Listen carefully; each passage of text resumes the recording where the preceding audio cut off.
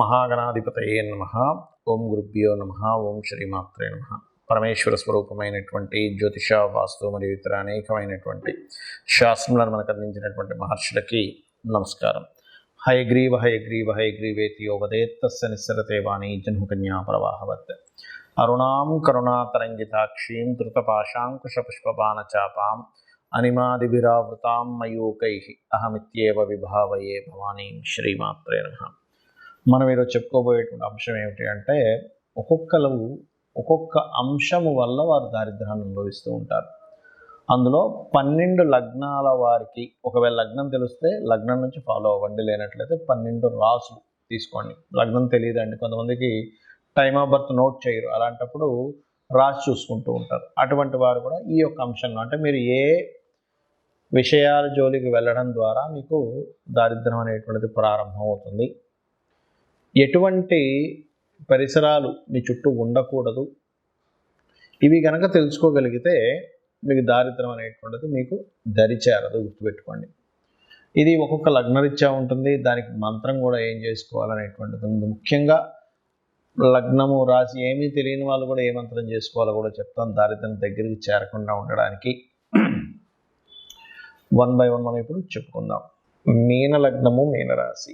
మీనం వారికి కనుక చూసుకున్నట్లయితే అసలు దేనివల్ల వస్తుంది వీరికి దారిద్ర్యము అని చెప్పి చూసుకున్నట్లయితే ఎక్కువ పర్సంటేజ్ నేను చూసినటువంటిది ఈ ఆకస్మికంగా, లేకపోతే కోర్టు వ్యవహారాలకు సంబంధించిన విషయంలో ధనాన్ని ఖర్చు పెట్టడం వల్ల, అలాగే ముఖ్యంగా స్త్రీలతో ఒక ఫైనాన్స్ రిలేటెడ్ మ్యాటర్ వల్ల. గుర్తుపెట్టుకోండి, అంటే ఏదైనా ఫైనాన్షియల్ మ్యాటరు, లేనట్లయితే ఒక ప్రయోగం, ఒక రీసెర్చ్ చేయడం కోసం డబ్బులు ఖర్చు పెట్టడము, లేదా లా రిలేటెడ్ ఇష్యూస్ కోసం ధనం ఖర్చు పెట్టడం వల్ల, ఏదో లిటిగేషన్లో ఇరుక్కొని, లా రిలేటెడ్ సంబంధించిన లేదా లిటిగేషన్లో ఇరుక్కోవడం వల్ల, ఇటువంటి వాటి వల్ల ఎక్కువగా దారిద్ర్యం వస్తూ ఉంటుంది. అంటే ఏమిటి, వీటికి కొంచెం జాగ్రత్తగా ఉండాలి. గుర్తుపెట్టుకునే వాళ్ళని, ఆడవాళ్ళకి డబ్బులు ఇస్తున్నాం అప్పుగా, జాగ్రత్తగా అసలు వాళ్ళ వల్ల మనకి ఇవ్వగలరా ఇవ్వలేరా, ఫ్రెండ్స్ అయితే వదిలేసుకోవడం, ఇది గుర్తుపెట్టుకోండి. అలాగే మరొకటి ఏమిటంటే, దీంతోపాటు లా రిలేటెడ్ ఇష్యూస్ ఉంటాయి, కొంతమంది లీగల్ ఇష్యూస్ ఉంటాయి.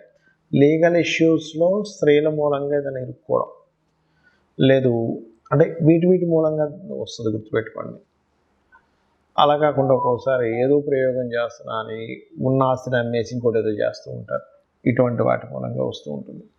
కాబట్టి లేదా ఒక్కోసారి పూర్వీకుల ఆస్తులు, కొంతమంది ఎలా ఉంటుందంటే, నేను ఒక కేసు చెప్తాను, అదే సందర్భం వచ్చింది కాబట్టి. అతనికి తాతగారు ఆస్తి ఒక 20 ఎకరాలు ఉండేది. ఇక్కడేదో ఫ్యాక్టరీ పెడతానని మంచి ల్యాండ్ అమ్మేశాడు తక్కువ రేటు. అంటే ఏమిటి, ఇక్కడ డబ్బులు కావాలి, ఏదో ఒక రేటు ఇచ్చేసి.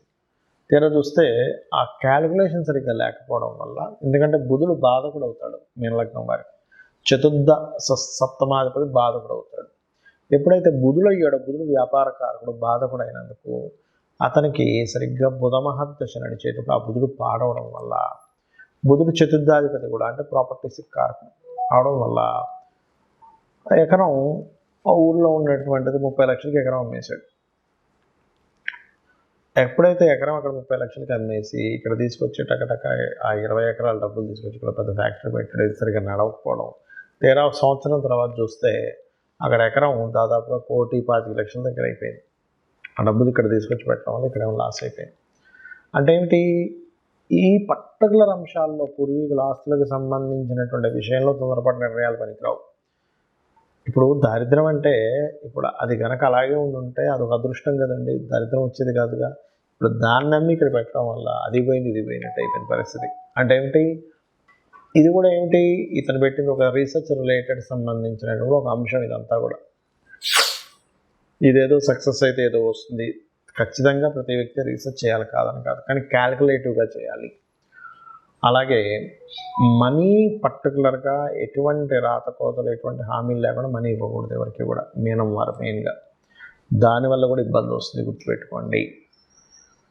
అండ్ వివాహ నిర్ణయాలు తీసుకునేటప్పుడు మీనలగ్నం వారు కూడా, ఎందుకంటే బాధకుడు సప్తమాధిపతి బాధకుడు అవుతాడు కాబట్టి, పార్ట్నర్స్ని వివాహ నిర్ణయాలు తీసుకునేటప్పుడు, వివాహ జీవిత భాగస్వామిని ఎంపిక చేసుకునే విషయంలో కూడా ముఖ్యంగా ధనుర్మీన లగ్నాల వాళ్ళు మరింత ఎక్కువ జాగ్రత్తగా ఉండాలి, ధనుర్లగ్నం వాళ్ళు మరింత జాగ్రత్తగా ఉండాలి. నేను చాలా విషయాలు చెప్తూ వచ్చాను. ఇక మీరు చేయవలసింది రాజరాజేశ్వరి అమ్మవారి యొక్క ఆరాధన చేయడం అనే విధాలా బాగుంటుంది. సహజంగా అందరూ నన్ను అడుగుతుంది ఏంటంటే, ఏమంటే సహజంగా దారిద్ర దేవత రాకుండా ఉండాలంటే ఎటువంటి జాగ్రత్తలు తీసుకోవాలని అడుగుతున్నారు. దానికి చెప్తానండి.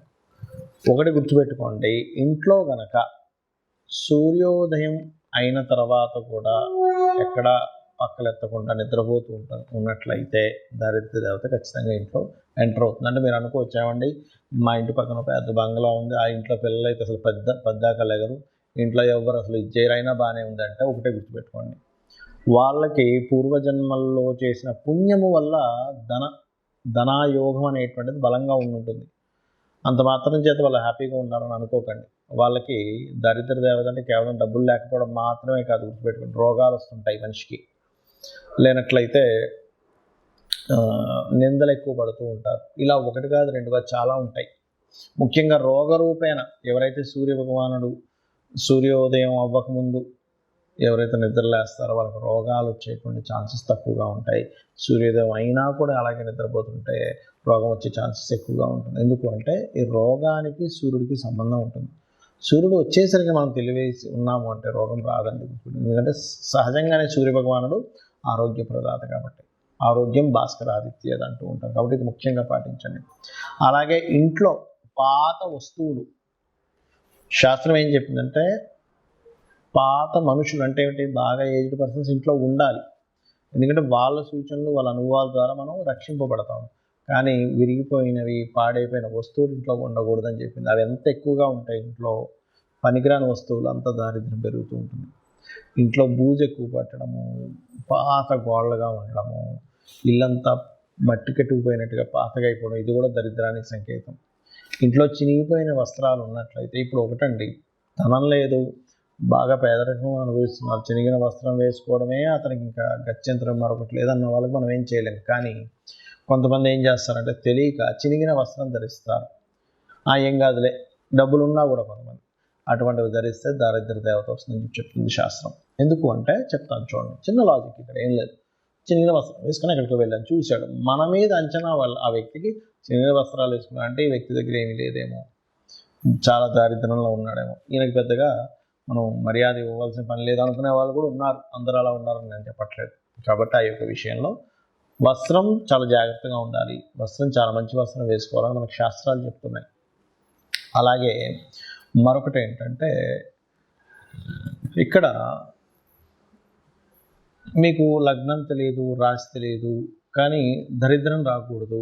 కొన్నిసార్లు ఏమవుతుందంటే దారిద్ర భావము అని ఉంటుంది జ్యోతిష్ శాస్త్రంలో. 3వ స్థానాన్ని దారిద్ర భావము అంటారు. ఆ 3వ అధిపతి కనుక మీకు లగ్న సంబంధాలు ఏర్పడినప్పుడు ఎప్పుడు ఏదో ఒక పెయిన్, ఏదో ఒక దారిద్రం మీ వెంట పడుతూనే ఉంటుంది.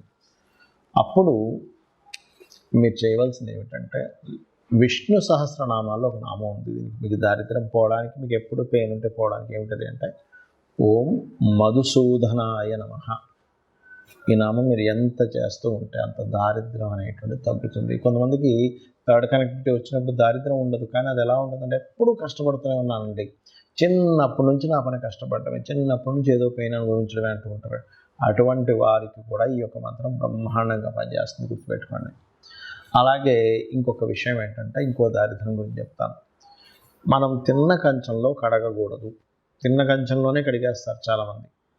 శాస్త్రాల్లో మనకి మనం ఏదైనా ఆహారం భుజిస్తున్నామంటే దాన్ని యజ్ఞం కింద చెప్పారు. ఇదొక యజ్ఞము. మరి యజ్ఞం చేసిన దగ్గరే మనం చేయగలుగుకుంటామా? యజ్ఞం గుండంలో కడుక్కోం కదా. కాబట్టి తిన్న కంచం అంత పవిత్రమైనటువంటి విషయంగా చెప్పారు కాబట్టి అది చేయకండి.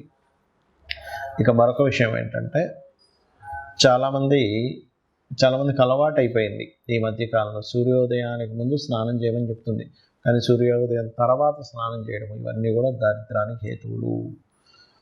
మరొక విషయం ఏంటంటే, దీంతోపాటు మీరు చాలామంది చేతిని తల మీద పెట్టుకుంటూ ఉంటారు, తల మీద చేయి పెట్టుకోకూడదని చెప్తూ ఉంటారు. ఎందుకంటే ఇది లక్ష్మీ స్థానంగా చెప్తారు. ఈ లక్ష్మి ఎప్పుడు తలకెక్కకూడదట. తలకెక్కితే దారిద్రం అని చెప్పి మనకి దత్తాత్రేయ చరిత్రలో ఉంటుంది.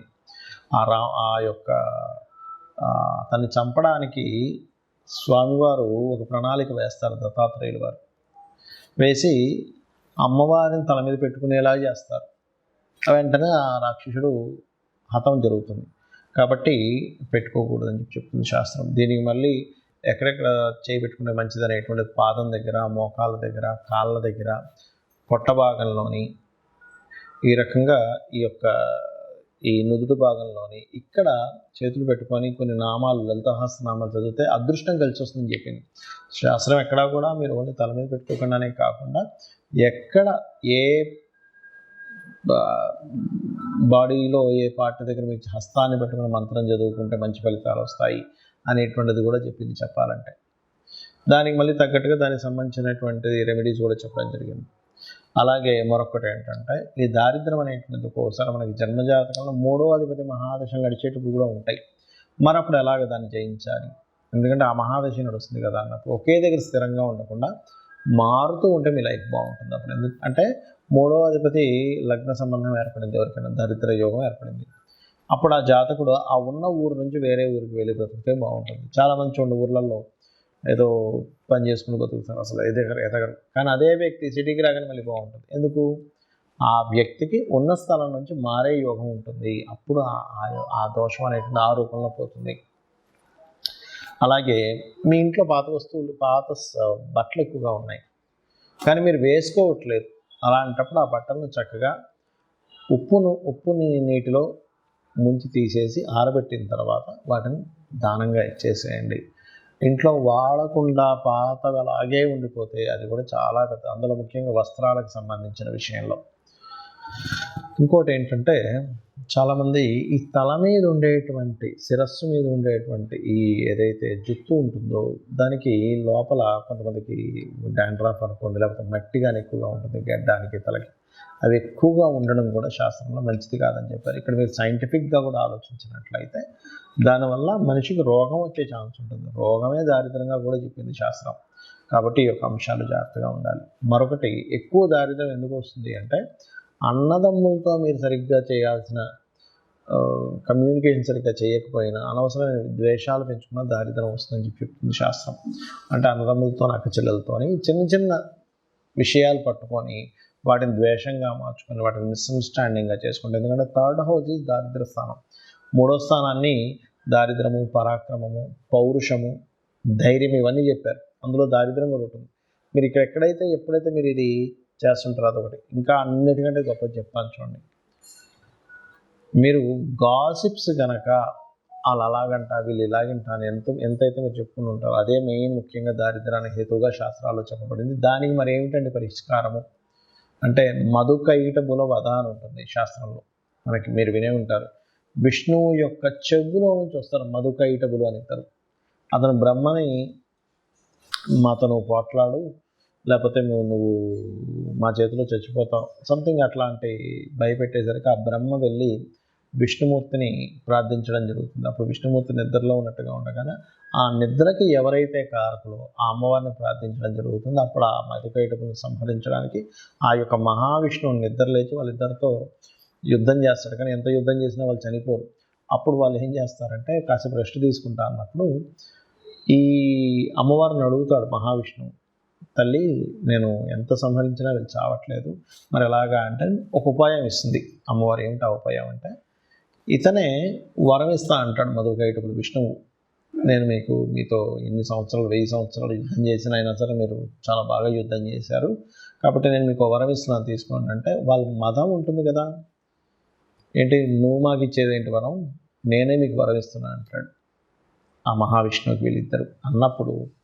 అప్పుడు ఆ మహావిష్ణువు ఏం చేస్తారంటే, సరే మీరు మాట తప్పకూడదంటే సరే మాట తప్పమంటారు. మీరిద్దరూ నా చేతిలో చనిపోవాలని మహావిష్ణువు కోరుకుంటాడు. అప్పుడు వాళ్ళు ఏం చేస్తారంటే, ఓహో అలాగా అయితే చనిపోతాం కానీ నీరు లేని ప్రదేశంలో మమ్మల్ని చంపాలి అంటారు. కానీ అది మొత్తం నీరే. నీటి మధ్యలో ఇతను శేషపాను పైన ఉంటూ ఆ యొక్క పద్మం నుంచి వచ్చినటువంటి బ్రహ్మగారిని చంపుదాం అనుకున్నారు కదా వీళ్ళు.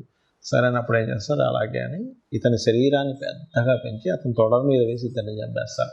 ఇది మధుకైటబుల వధ ఎవరైతే వింటారో వాళ్ళకి కూడా దారిద్ర నాశనం జరుగుతుంది అని చెప్పి శాస్త్రవచనం. శ్రీమాత్రే నమః.